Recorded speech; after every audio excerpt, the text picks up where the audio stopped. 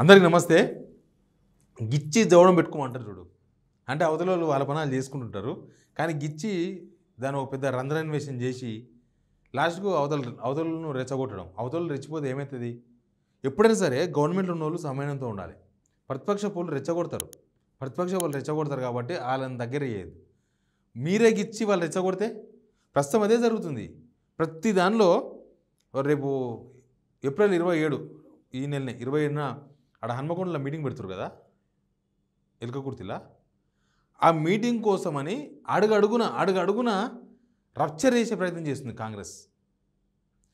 Social మీడియానే కాదు, మొత్తం డైరెక్ట్ రంగంలో దిగేసినారు.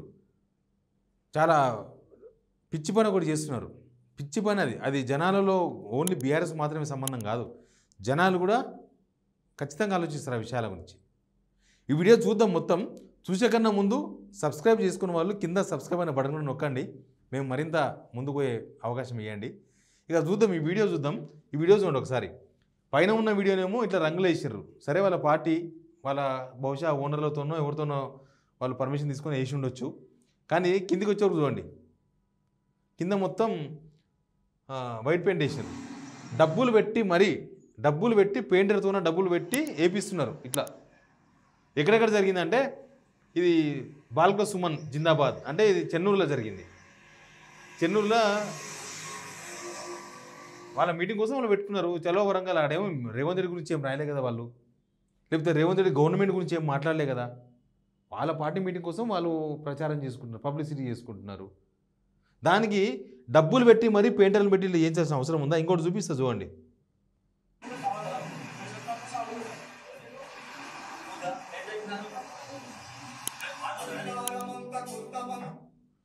వీడియో చూద్దాం. మాట తిన్నారు కదా. ఇంకో ఈ పక్కనేమో వాళ్ళ గండ్ర రమణారావుని వాళ్ళ ఎమ్మెల్యే వేసిర్రు. ఈ పక్క వచ్చే వరకు కేసీఆర్ రాసుకున్నారు. దాన్ని పెయింటర్ని పెట్టి మరీ వేపిస్తే గండ్ర వెంకటరామనాయుడు మాజీ ఎమ్మెల్యే ఆయన పెయింటర్ని పిలిచి మాట్లాడుతున్నాడు. ఎవడు ఏమన్నాడు, ఏంది తలకాయ తిరుగుతుందా ఏందని నీకు మొత్తం కనిపిస్తుంది కదా.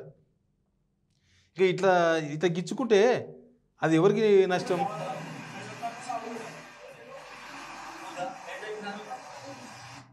అక్కడ ఏమి రేవంత్ రెడ్డి కూడా తిట్టలే కదా. దీంట్లో క్లియర్గా ఏం కనిపిస్తుంది అంటే, వాళ్ళ సభ జరగొద్దని కోరుకుంటుందా గవర్నమెంట్? సభకు భయపడుతుందా? పెట్టుకొని ఏమవుతుంది? జనం రాకపోతే మీకే ప్లస్ అవుతుంది. చాలా యాంటీ నడిపిస్తున్నారు.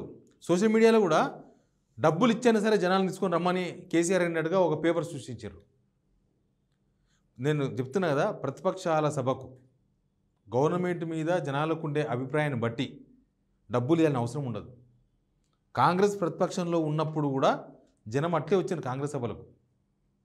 స్వచ్ఛందంగా వచ్చే అవకాశాలు ఎక్కువ ఉంటాయి. ఇంకా ఆ గవర్నమెంట్ వ్యతిరేకత ఉన్నది కాబట్టి మీ సభలకు ఎక్కువ మంది జనం వచ్చారు. 200 రూపాయలు తీసుకునే దగ్గర 100 రూపాయలకే వస్తారు జనం. 100 రూపాయలు తీసుకునే దగ్గర ఉత్తగానే వస్తారు. పోంపా కేసీఆర్ని ఓడగొట్టాలని. ఇప్పుడు మీ మీద కోపం ఉంటే ప్రతిపక్షం సభ సక్సెస్ అవుతుంది. మీరు ఇట్లా అడ్డుకోవడం వల్ల సభ ఫెయిల్ కాదు, ఇంకా ఎక్కువ సక్సెస్ అవుతుంది. మీకు తెలియని ముచ్చట ఏంటంటే, మీరు ఇట్లా రెచ్చగొట్టడంతో కాంగ్రెస్ వాళ్ళు ఇట్లా రెచ్చగొడితే పని ఆగది, ఇంకా ఎక్కువ పబ్లిసిటీ అవుతుంది. ఇప్పుడు వాళ్ళు ఊకుంటారా? బీఆర్ఎస్ వాళ్ళు ఒక్కొక్కరిని పట్టుకొని మొత్తం సోషల్ మీడియాలో పెట్టుకొని ఆ లోక ఇప్పుడు గండ్ర వెంకటరామనాయుడు ఉన్నాడు, ఆడు ఊకుంటాడు. ఆయన ఇంకా మంచిగా రస చేస్తాడు. దానివల్ల నష్టం జరుగుతుంది. ఈ కొత్త ఎమ్మెల్యేలు ఉన్నారు కాంగ్రెస్లో, ఇవి రేవంత్ రెడ్డి చేపిస్తున్న అన్ని అవకాశం లేదు. రేవంత్ రెడ్డి ఏమన్నా వాళ్ళకి డైరెక్షన్ ఇచ్చినేమో మనకు తెలియదు. కానీ ఈ కొత్త ఎమ్మెల్యేలు, ఆ చెన్నూరు వివేక్ వెంకటస్వామికి ఏమైందో మరి, ఆయన సీనియర్ ఒకసారి ఎంపీ, ఇప్పుడు ఎమ్మెల్యే, ఆడ కూడా దూడిపేపించిండు. ఈడ కూడా కొత్త ఎమ్మెల్యే దూడిపేపించిండు భూపాలపల్లిలో. ఇంకా ఎక్కడెక్కడ చూసిండ్రు, ఇంకా చాలా వీడియోలు వస్తాయి నాకు తెలిసి. ఒకదాన 2 ప్లేసులు ఆగిపోయే కథ కాదు ఇది. కానీ దీనివల్ల ఇంకా కసితో పనిచేస్తారు బీఆర్ఎస్ వాళ్ళు. ఇంకా కసితో వాళ్ళు ఇంకా ఎక్కువ మంది జనాలు తీసుకొస్తారు అవసరమైతే. ఈ సభ ఫెయిల్ కావాలని కోరుకుంటున్న కాంగ్రెస్ ఇంకా వాళ్ళని రెచ్చగొట్టి ఈ సభ సక్సెస్ కానికి ప్రయత్నాలు చేస్తుంది. దీనివల్ల ఏం చెప్పదలుచుకున్నారో వాళ్ళు. సోషల్ మీడియాలోనేమో అట్లాంటి నకిలీ పోస్టులు పెడుతున్నారు. చాలా వారం రోజుల నుంచి వీళ్ళు మొత్తం మీటింగ్ చేస్తున్నారు. వీళ్ళు ఏప్రిల్ 27 రజోత్సవ సభ విజయవంతం చేయండి అని ఉంటుంది కదా, అక్కడ ఏదో ఒక కొటేషన్ మార్చినట్టుగా ఆర్టిఫిషియల్, అది కూడా ఏఏ మళ్ళీ పెడితే వాళ్ళకి కూడా కేసులు పెట్టాలి. యాక్చువల్గా వాళ్ళు కూడా మొత్తం టెక్స్ట్ మార్చి పెడుతున్నారు.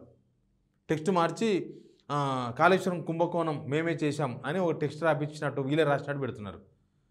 ఆ కుంభకోణం వాళ్ళే చేసిన రాసుకుంటే మరి మీ గవర్నమెంట్ ఏం చేస్తుంది? గవర్నమెంట్ ఏం చేస్తుంది కుంభకోణం చేస్తే? బయట పెట్టాలి కదా మీరు. కానీ ఎనీవే ఈ ఏప్రిల్ 27 బీఆర్ఎస్ సభ వరకు కాంగ్రెస్ వాళ్ళు నిద్రపోతట్లేరు. కాంగ్రెస్ వాళ్ళు నిద్రపోకుండా ఇట్లాంటి పిచ్చి పనులను చేసుకునేటట్టున్నారు. మీరు ప్రశాంతంగా ఉండి వాళ్ళు ప్రశాంతంగా సభ నడిపిస్తే ప్రశాంతంగా అయిపోతుంది. కానీ యాక్చువల్గా రేవంత్ రెడ్డిని ఇట్లా రెచ్చగొట్టే ముఖ్యమంత్రి దాకా తీసుకొచ్చింది కేసీఆర్. అసలు రేవంత్ రెడ్డిని పట్టించుకోకుంటే, రేవంత్ రెడ్డిని ఎవరు పట్టించుకోకుండే, ఆయననే పట్టించుకొని ఊగే పోలీసులను పంపి ఊగే సభలకు పర్మిషన్ ఇవ్వకుండా ఊగే ఆయన మీద ఇంటెలిజెన్స్ పెట్టి రకరకాల వ్యవహారాలు చేసే వరకు రేవంత్ రెడ్డి హీరో అయి కూర్చున్నాడు. ఇప్పుడు అదే నడుస్తుంది. ఇప్పుడు ప్రతిరోజు గ్రిల్లింగ్ చేస్తున్న రేవంత్ రెడ్డి ఆయనకు తగ్గట్టు కింద ఉన్న జమ అయినారు. ఇలా మొత్తం గిచ్చి జవడం పెట్టుకుంటే ఊకుంటారా? ప్రతిపక్షం ఉన్నోళ్ళు గవర్నమెంటు పట్టించుకోకపోయినా ప్రతిపక్ష వాళ్ళకు అవకాశం దొరుకుతుంది. ప్రజల్లో తిరగడము, ప్రజల కోసం పనిచేయడము, ప్రజల తరపున మాట్లాడుతుండడము, ఇట్లాంటి సభలు పెట్టి ప్రజలను తరలించడం అది వాళ్ళకున్న ఒక ప్లస్ పాయింట్ ప్రతిపక్షం ఉన్న వాళ్ళకి. మీరు ఇంకా గవర్నమెంట్లో ఉన్నా కూడా జనం మీ దగ్గరనే ఉండాలి, జనం అంతకుముందులాగానే మీ సభలకు రావాలి, లేకపోతే అంతకుముందు కేసీఆర్ గవర్నమెంట్ ఉన్నప్పుడు ఓలేకూడదు పోకూడదు. ఇవన్నీ కూడా తుగ్లక్ పనులు. ఇవి తుగ్లక్ కూడా ఇట్లాంటి చిల్లర పనులు చేయడు. ఒకవేళ కాంగ్రెస్ ఎమ్మెల్యేలు కనుక ఈ చిల్లర పని చేస్తుంటే ఒక సీఎంగా రేవంత్ రెడ్డి వాళ్ళకి చెప్పాలి, ఆ చిల్లర పని చేయకంటారు నాయన, వాళ్ళ పనులు చేసుకొని మన పని మనం చేసుకుందామని. అంత పెద్ద మనసుతో ఉంటే అప్పుడు గవర్నమెంట్ సజావుగా ఉండదు. మొదలే పరిస్థితి బాగలేదు, మొదలే గవర్నమెంట్ తీవ్రమైన వ్యతిరేకత ఉంది జనాల్లో. బీఆర్ఎస్ గవర్నమెంట్కు 10 ఏళ్ళ తర్వాత వచ్చిన వ్యతిరేకత మీకు ఇప్పుడే వ్యతిరేకత వచ్చింది కదా. మీరు భయపడుతున్నట్టు, లేకపోతే మీ మీద వ్యతిరేకత జనాల్లో ఉన్నది మీరు ఒప్పుకుంటున్నట్లుగా మీరు ఇంటెలిజెన్స్ రిపోర్ట్స్ అవన్నీ చూస్తున్నారు, తెలుసా విషయము. కానీ ఇట్లాంటి చిల్లర వ్యవహారాలతో గోడల మీద ఆ బొమ్మలు తుడిస్తే అయిపోతుందా? మీరు సోషల్ మీడియాలో పిచ్చి రాతలు రాసుకుంటే అయిపోతుందా? దానివల్ల ఇంకా అవతల వాళ్ళు ఇంకా గట్టిగా పనిచేసుకునే అవకాశం ఉంది వాళ్ళకు. అసలు ఏం జరుగుతుందో కాంగ్రెస్లో అసలు సలహాలు ఇచ్చేవాళ్ళు లేడు కాంగ్రెస్ వాళ్ళకి. ఎవరి వాళ్ళే హీరో. రేవంత్ రెడ్డి అని అనుకుంటే రేవంత్ రెడ్డి వర్గానికి చెప్పేస్తాడు, ఇది చేయాలి మన మీద చేసేస్తాడే. ఆ సోషల్ మీడియా మొత్తం రేవంత్ రెడ్డి సోషల్ మీడియానే. ఇట్లా బీఆర్ఎస్ రెచ్చగొడుతున్న సోషల్ మీడియా మొత్తం కాంగ్రెస్ది కాదు, రేవంత్ రెడ్డి సోషల్ మీడియా. ఇట్లాంటి పిచ్చి ఫోటోలు, పిచ్చి వీడియోలు, పేపర్ కటింగ్స్ ఏదో డూప్లికేట్ పేపర్, ఊరి పేరు లేని పేపర్ కటింగ్స్ పెట్టేస్తే ఏమైంది? జనమేం నమ్మరు. గవర్నమెంట్లో ఉన్న వాళ్ళకు సోషల్ మీడియాలో కూడా బలం తక్కువనే ఉంటుంది. మీరు ఎన్ని నిజాలు చెప్పినా, ఎన్ని అబద్ధాలు చెప్పినా ఎవడు పట్టించుకోడు.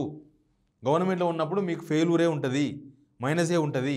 అది అర్థం చేసుకొని జనాలకి ఏం చెప్పాలని అది చెప్పదలుచుకుంటే ఏమైనా మీ వైపు వచ్చే అవకాశం ఉంటుంది. మీరు చేసే పనులు ఏమైనా ఉంటే ఒక మీకోసం ఇది చేస్తున్నాం అని చెప్పుకుంటే బెటర్. కానీ మొత్తం పాలిటిక్స్ చేస్తాం మేము, అవతలను నువ్వు రెచ్చగొడతాం, ఇట్లే గిచ్చి మేము కొట్లాడ పెట్టుకుంటామంటే అవతలు ఊరుకుంటారా? మీరు అద్దాల మేడలో ఉన్నారు, ఆ చౌరస్తాలో పోయిన రాయేసారు అనుకో, చౌరస్తా పోయి ఇంకొక మీరు 4 రాలేండి, చౌరస్తాలో ఒక్కటే రాయేస్తే మీ అద్దాల మీద వలిగిపోతుంది. మీరు ఆ ఛాన్స్ ఇవ్వద్దు అసలు వాళ్ళకు. మీరే 4 రాళ్ళు పడేస్తే అవతలు ఊరుకుంటారా? ఒక్క రాయి వేసేసి మీ అద్దాల మీద మొత్తం ధ్వంసం చేసి పడేస్తారు. ప్రస్తుతం అదే జరుగుతుంది కాంగ్రెస్కి. ఎనీవే వీళ్ళు గిచ్చి కొట్లాడ పెట్టుకొని బీఆర్ఎస్ ఒక గ్రాండ్ సక్సెస్ చేయడానికే కంకణం కట్టుకున్నట్టు కనిపిస్తుంది. వాళ్ళు మామూలుగా 5 లక్షలు 10 లక్షల మంది జనం వస్తారనుకుంటే వాళ్ళు ఇంకా పెద్ద రిస్క్ పడకుండా ఇంకా జనాలు ఎక్కువ మంది వచ్చే విధంగా కాంగ్రెస్ ప్రయత్నం చేస్తున్నట్టుగా కనిపిస్తుంది ఇవన్నీ చూస్తే. Please subscribe signal TV.